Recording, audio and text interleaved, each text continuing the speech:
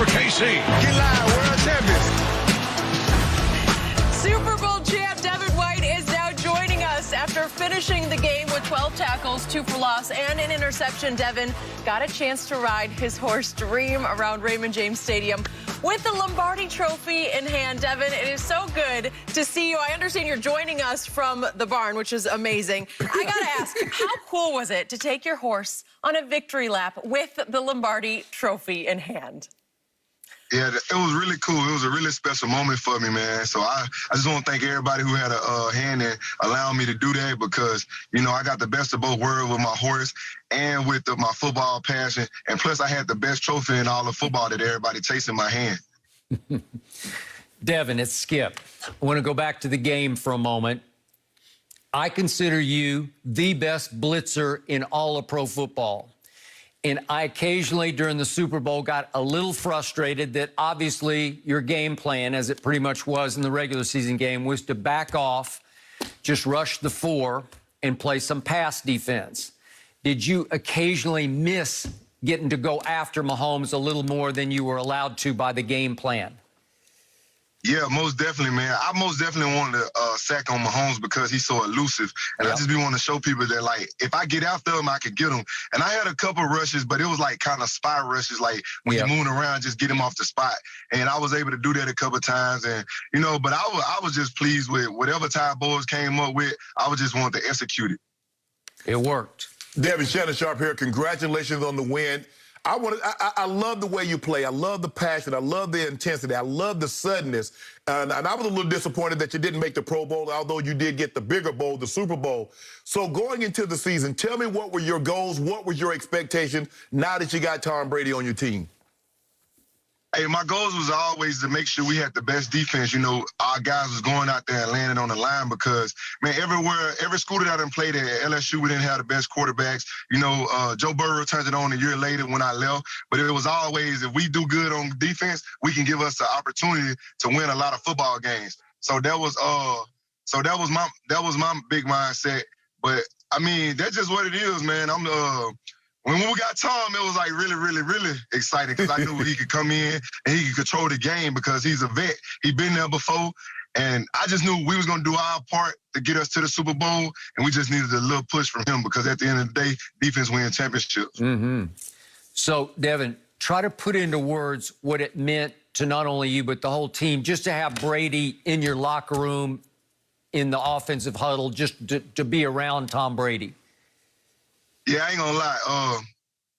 If you know you prayed on a wishing star, that's something right there you never think about in a million years. I never thought I'd play with Tom Brady, but I knew, and I knew when I got the opportunity that I was gonna make the best of it. Every day I told the defense we'll never play with a quarterback like him, so we need to take advantage of having him on our team right now. And he gonna lead us to the promised land. All we gotta do is just handle our business. He gonna do the rest. So that was my whole mindset, my whole preacher. Because you can bring any quarterback in, they can't really do what Tom Brady does. No. Devin, I'm watching the game plan, and seemed to what your plan was. Like, look, we're gonna get after your quarterback with our 4. We're gonna play what we call a box and 1. We're gonna take Levante David. You take Kelsey. You got him, man. We're gonna play 2 high shell, and we're gonna let you roam, Devin. Why did you think you were so successful playing that defense? And what would you think? Go ahead. Yeah. Oh, yeah, that's a great thing. I think it was a combination defense because nobody ran free. Nobody had just single one-on-ones besides like Levante because we knew he could hold it down because that's what he do. And at the end of the day, when you're playing football, you can't be selfish. You got to respect your opponent. And we respected those guys, especially 10. We know what he did to us when we tried to play cover 1 single high safety. And we'll be a fool to get beat like that again. We'll be a complete fool. So, you know, they can say what they want, man. At the end of the day, you got to improvise. You got to do what's best for the team. We did what's best for the team, but I can say this. Everybody got a piece of their receivers. It wasn't just one person. It took everybody on the back end. And a thing is, we want to be physical early just to get the guys up front enough time. So it was kind of going hand in hand. We knocked the timing off. The guys up front get after them. So, man, that's what I say, man. That's why, look, during the season, I gave them boys the name grave diggers and say you put everything to rest, man. From here on out, you got to put them to rest. Are you surprised that they didn't change the game plan because they were just scat protection? They didn't adjust. They didn't do max protect. They didn't do anything. They just kept trying to get 5 out, and your 4 was beating their 5. Yeah, and that's another thing like that we knew going in. We knew that they was going to be a cocky team, which they have every right to be. They was the #1 offense in the entire National Football League. But the thing is, we knew they couldn't block us. We knew that our front 4 was going to dominate them. So they did us a favor. They played right into our hands. We wasn't going to be that cocky team like, hey, we're going to play them in cover 1. We're going to shut them down. Our best guys matched up on their best guys. We was going to make it be a team collective win on defense, and that's what we did, man. So at the end of the day, they shouldn't even talk about not having their offensive tackles when they didn't even help them. They put them on islands by themselves with the best pass rushers in the game. So that's at their own fault. Devin, how much did it stick in your craw that Tyreek backflipped on you in the game 10 weeks earlier on the same field? Hey, me being a competitor, that hurt. Yeah. Man, he literally slapped us all in the face. That hurt. And at the end of the day, I knew we was going to meet them again. I knew they was going to make it to the Super Bowl. They're a great group. Yeah. But the thing was, I told them, we're going to get the last laugh. Just like when we played the Saints, we're going to get the last laugh when it counts. You know, it only matter in the postseason. Ty Boys kept saying, don't nobody remember what you did in the beginning of the season. Only January and February count the most, but you got to make it to January. So we knew what it was. Right. Your coach said the other day at the parade, Bruce Arians, that you physically kicked their ass. Would you agree with that assessment? Was it just sheer physicality, just how nasty your defense can play? Yeah, I agree 100%. And a lot of people don't even realize, like, what we did as far as, like, holding them guys at 9 points, not letting them in the end zone. But they started gaining yards when we was already up 21 points. We had already gave our little brothers the controllers, man, said, y'all can go finish them off. And they just started giving up little BS yards, man. They started giving up little yards at the end. So I know everybody praising, Travis Kelce had 133.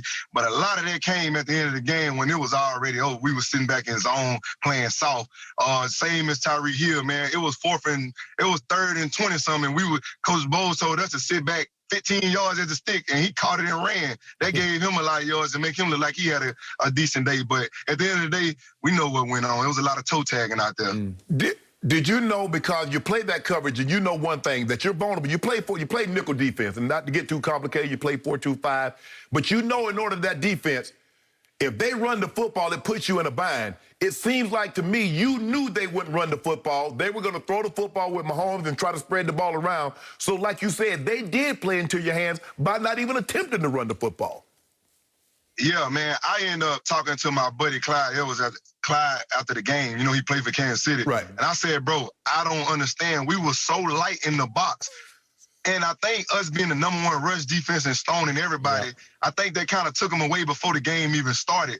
Like, the Vikings running back, Devin Cook, he was the only running back to rush for 100 on us this year. And they stayed with the run. So that's just to let you know how good, Devin Cook is in his offensive line. But we knew they didn't want to. We knew that RPO was going to be their run game. We knew that coming in. So that can kind of help us. And then Ty Boys told me and Levante, y'all going to play 2 gaps, and y'all going to show everybody why y'all the best in the world if they do run the ball. So, Devin, you guys at the parade were very outspoken about how you are going to win it again next year.